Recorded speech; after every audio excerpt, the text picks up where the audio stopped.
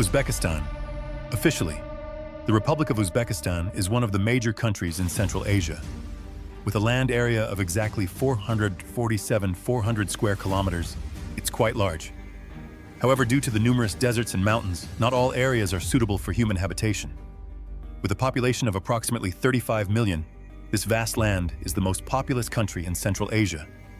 As you might expect, the capital Tashkent is Uzbekistan's most popular city and a frequent first stop for visitors. Tashkent played a particularly important role as a trade hub during the Soviet era. Indeed, it was the second most populous city in the Soviet Union after Moscow and St. Petersburg. Today, Tashkent has approximately 3 million inhabitants. Uzbekistan has no coastline along the sea, with only lakes and rivers within its borders.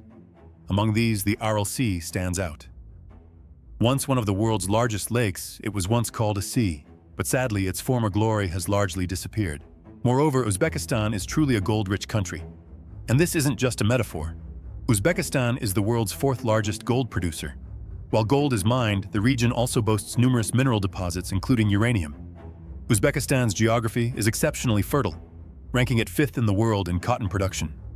It also boasts natural resources such as natural gas, oil, and coal. Looking back on its history, Uzbekistan was once the most populous center in Central Asia. Merchants regarded it as a trading hub connecting China and Europe. As a hub on the Silk Road, it also fostered vibrant cultural exchange. Uzbekistan's wealth and prestige attracted the attention of great rulers such as Alexander the Great and Genghis Khan. The Mongols in particular plundered and ravaged Uzbekistan extensively throughout history. After Genghis Khan, the great ruler Timur ruled Uzbekistan. Emir Timur was a great admirer of art and culture. For this reason, he brought scholars and philosophers from around the world to Samarkand, fostering its cultural development. During Timur's reign, important Islamic schools were established in Uzbekistan. For example, the Registan School in Samarkand was recognized by UNESCO as the first school in Central Asia. Today, the Islamic atmosphere of the region remains intact. Today, Uzbekistan is a fully independent country. After the collapse of the Soviet Union in 1991, Uzbekistan declared its sovereignty. As such, the Uzbek people take pride in their culture and history. In addition to the capital, Tashkent, Uzbekistan is home to other famous cities such as Bukhara and Samarkand. Located in Central Asia, Uzbekistan borders Afghanistan and Turkmenistan to the south, Kyrgyzstan and Tajikistan to the east, and Kazakhstan to the west and north. If you plan to visit Uzbekistan for tourism purposes, most nationalities can enter the country without a visa. However, if you plan to stay long-term or work, you will need to apply for a residence permit and a work permit. Learning Uzbek, the official language, is essential for living in Uzbekistan. Uzbek and Russian are the two most widely spoken languages in Uzbekistan. Furthermore, over 90% of the population is Muslim. Therefore, Uzbekistan can be considered a Central Asian country that has embraced Islam. Uzbekistan is a fairly modern country, with freedom in dress and religion. Therefore, Uzbekistan is closer to the culture of societies like Kazakhstan or Russia, rather than focusing on Arab culture. Furthermore, while its proximity to places like Afghanistan might make it seem unsafe, this is not the case. Uzbekistan is one of the most livable countries in Central Asia. In fact, if you can earn US dollars here, you can practically build your own empire in Uzbekistan, folks. Just like in any other country, the power of money opens up many possibilities here. Even exchanging just $100 in Uzbekistan will net you a generous sum of Uzbek sum.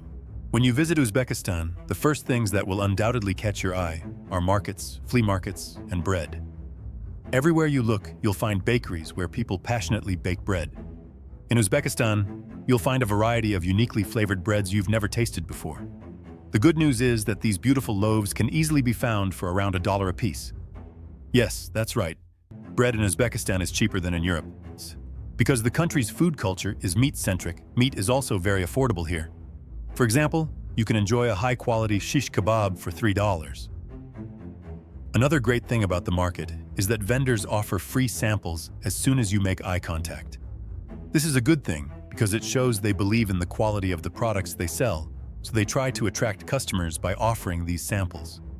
Furthermore, Uzbekistan is known for its hospitality and friendly nature. Furthermore, the market size and stall layout are very similar to those in Mongolia. As you walk through the market, you'll notice people's eyes sparkle, and they actually smile. You can see the sparkle in the eyes of Uzbeks when you see them. Unfortunately, there's a flip side. People who don't know much about Uzbekistan may try to scam you if they think you're a tourist. Of course, this isn't limited to Uzbekistan. You'll encounter sly people almost everywhere in the world. For example, they might charge you 3 times the normal taxi fare. In places like Bukhara or Samarkand, where admission to museums is free, they might pose as staff at the entrance and ask for your admission fee. Souvenir shops might even offer prices significantly higher than the actual value, as if they're trying to fool you. So always be vigilant. In fact, when visiting any country, it's essential to meet a local guide and explore the country together. This way, having a local guide nearby prevents others from exploiting you. On the other hand, if you visit Uzbekistan today, regardless of your nationality or ethnicity, you'll be greeted with great joy and hospitality if you recognize yourself as a tourist. They are thrilled to welcome visitors from around the world to their country. Especially in rural areas, local families will undoubtedly welcome you, offer you food, and make you feel at home. Their cuisine is unique, featuring meat dishes served with rice. One thing Uzbeks share with us is the practice of drinking tea from morning to night. They drink a lot of green tea as well as black tea, and they often add lemon or other flavorings to their teas. Also, horse meat and kumis are widely consumed in Uzbekistan. If you're a guest in someone's home in Uzbekistan, especially if you live in an apartment, you must remove your shoes at the entrance.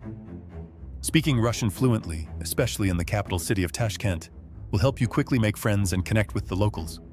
People in the capital primarily use Russian in their daily lives. Those who speak Russian will find it easier to integrate into Uzbek society. However, the climate is a problem. Those planning to visit Uzbekistan in the middle of summer should reconsider. Cities like Tashkent, Bukhara, and Samarkand are incredibly hot and humid, with temperatures exceeding 50 degrees Celsius.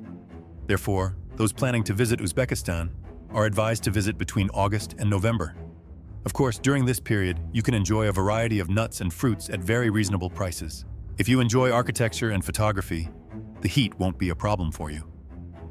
Uzbekistan's historical heritage, shaped by the Silk Road, attracts visitors and establishes it as a tourist hub in Central Asia. Uzbek cities like Bukhara, Tashkent, and Samarkand come alive in the evenings. In these 3 cities, you'll find a variety of restaurants offering delicious food and evening entertainment. For example, while dining at a restaurant, you might suddenly spot Uzbek dancers performing their signature dance moves in the square. Frankly, the unique dances of Central Asian culture are far more fascinating than those of Europe. Central Asian dances are truly graceful, and the dancers glide across the stage like swans. Not only the dances, but their traditional costumes are also dazzling. There are no alcohol restrictions in Uzbekistan. In the evening, you can enjoy your choice of alcohol, whether vodka or whiskey, at any venue you visit and find entertainment to suit your tastes. For example, in addition to traditional venues, you can also enjoy nightclubs.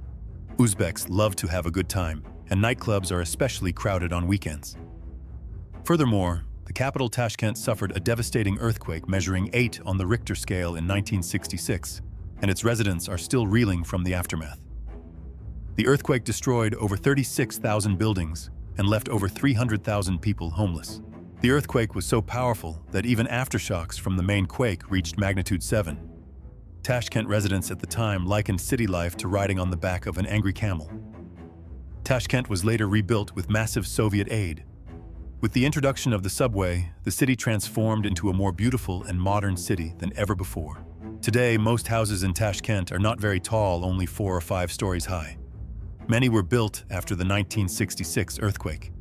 These houses are usually simple apartments, 2-room apartments, with a living room and bedroom, measuring around 70 square meters. The problem is that after Russia mobilized Ukraine, hundreds of thousands of Russians migrated to Uzbekistan. As a result, rents for these typical simple apartments in Uzbekistan have suddenly skyrocketed, with landlords now asking for rents of at least $500. Step outside the market and onto the streets, and you'll discover another fact. Almost every car on Uzbek streets is a Chevrolet. Once an American brand, Chevrolet has become a near monopoly in Uzbekistan. This stems from Uzbekistan's policy of partnering with Chevrolet to provide citizens with more affordable vehicles. As a result, Uzbek streets are now filled with Chevrolets. Much of Uzbekistan is surrounded by mountains and hot deserts. The majority of the population lives in rural areas. In these areas, you'll find people participating in sports like horseback riding and horse racing. and they strive to preserve the culture they inherited from their ancestors. Rural people in particular consistently consume meat. There are a variety of traditional dishes that include horse meat, and horse meat is often mixed into rice or added to bread. One of the most famous dishes commonly prepared in the countryside is undoubtedly Uzbek plov. This pilaf is no ordinary dish. It includes not only lamb, but also ingredients like peas, raisins, and garlic. If you enjoy historical architecture, a visit to Khiva in Uzbekistan is a must. This city has been meticulously preserved since the 6th century. What makes Khiva so charming is its lack of modern buildings. The city's many artisans produce goods that reflect Khiva's historical charm. This land holds a wealth of treasures and has been favored by many great rulers throughout history. Uzbekistan is a land of warm people and a unique culture. The currency of Uzbekistan is the sum cum, with 12,250 sums equal to $1. Uzbekistan primarily produces cotton and wheat, which it exports to other countries. Additionally, thousands of Uzbek citizens work in various countries and send remittances home to support their families. Another important industry in Uzbekistan is carpet weaving. Many people probably think of Iran when they think of carpets, but carpet weaving is just as important in Uzbekistan. Uzbek women engage in carpet weaving, creating beautiful handmade carpets and selling them in the market to make a living. In cities like Tashkent and Samarkand, in addition to carpet weaving, they also produce the famous Uzbek bread. Uzbekistan has taken bread making to the highest level, with bakers baking their breads in traditional tandir ovens. They never compromise and sacrifice everything to create the finest bread. Watching the process of making Uzbek bread, a unique characteristic of Uzbekistan, is as fascinating and captivating as tasting it. Nowhere else in the world have bakers poured so much effort and passion into a single product. Uzbek bread is the result of this incredible dedication. Uzbek bread made with a variety of ingredients is more filling and nutritious than regular bread. It's said that soldiers carried this bread with them into battle, as it lasted for a month without spoiling. At least that's what Uzbek bakers claim. On average, a bakery produces around 8,000 loaves of this famous Uzbek bread daily. Uzbekistan's culinary delights aren't limited to delicious bread. Known as one of Central Asia's largest meat-eating nations, Uzbekistan is also renowned for its delicious street food. During the Soviet era, the right to preserve these culinary traditions was long denied, leading to a loss of vitality for Uzbek cuisine. However, today, Uzbek streets are vibrant and perhaps even full of life. Uzbeks pride themselves on being the world's best plov pilaf capital. Local restaurants start their day at 8 a.m., sprinting to prepare this delicious dish. But keep in mind that this masterpiece requires a massive pot, not a small one. This pot holds pounds of meat rice, chickpeas, carrots, and cooking oil. For example, a 100-kilogram pot of meat plov requires 40 liters of sunflower oil. The first step in preparing plov is to place the meat and oil in this massive pot and cook until perfectly cooked. Uzbeks don't like undercooked meat, so it's important to cook the meat thoroughly in oil until the red color disappears. Then add carrots and chickpeas and mix them with the succulent meat. Finally, add rice, a staple ingredient in traditional Uzbek cuisine, to the pot to create a delicious plov. Once the plov is fully cooked, place it on a plate and enjoy a few hours later. This is how traditional Uzbek cuisine is typically prepared. Once the dish is ready, the master chefs offer a prayer and gently mix the pilaf ingredients to delight their guests. Uzbek pilaf isn't completely white because the carrots add color to the rice, creating a beautiful hue. So when visiting Uzbekistan, remember these 3 key ingredients: bread, rice, and meat. These 3 elements hold a special place in Uzbek cuisine. Therefore, if you plan to visit or live in Central Asia, you should love meat and not be averse to it or avoid it. You should get used to eating not only beef and lamb, but also horse meat. Yes, some families in Uzbekistan make horse meat pilaf. However, this meat-eating habit increases the risk of cardiovascular disease in the elderly. However, some believe that heart disease in Uzbekistan is not related to meat, but rather to the oil used in cooking. In rural Uzbekistan, there's a special pastry called samza, shaped like a seashell. Uzbeks living in rural areas don't buy bread or other flour products from outside. Instead, they often cook in traditional ovens instead of gas stoves. This traditional cooking method is a key factor in the flavor of Uzbek cuisine. For example, almost every home has a closed oven for baking various pastries and breads. Samsa can be filled with chicken or other meats. Do you think Uzbekistan excites people not only with its historical sites and cuisine, but also with its everyday life? For example, Tashkent is the most populous city in Central Asia with a population of 3 million. If you've ever visited Russia, this city might remind you of Russia in many ways. For example, Tashkent's streets are very wide. Despite its vast land area of 449,000 square kilometers, Uzbekistan has a relatively small population, resulting in wide roads and considerably more space between buildings within the city. Moreover, the architectural styles of the buildings bear a striking resemblance to Russian architecture. Even Soviet-era playgrounds can be found intact in the back alleys of cities. It always amazes me that similar structures exist in almost every country that was formerly part of the Soviet Union, and that their appearance is remarkably similar. Today, Uzbekistan welcomes a large number of immigrants from Russia, and both Uzbek and Russian are visible on many signs, especially in the capital. Russian occupies a significant place in the lives of Uzbeks, and Russian language books are readily available, especially in bookstores. The streets of Uzbekistan are lined with countless street vendors, with people selling a variety of goods along the sidewalks. Furthermore, Uzbekistan is no longer a closed country, and well-known Western chain stores have begun to appear. However, the sight of children begging on the streets of Tashkent is a sad sight. If you sit on the street, someone might approach you and ask for money. Sure, it's likely someone sent it, but if you don't receive anything, they simply disappear from sight. You may see pigeons painted in various colors on the street. At first, you might think they're a unique species because of their colors. However, they're actually painted for a specific purpose. Feeders will charge you for taking photos of these birds. In a way, they're making money from the pigeons. Tashkent's transportation system is crucial. People frequently use the subway to get around the city. This subway, the first of its kind in Central Asia, opened in 1977.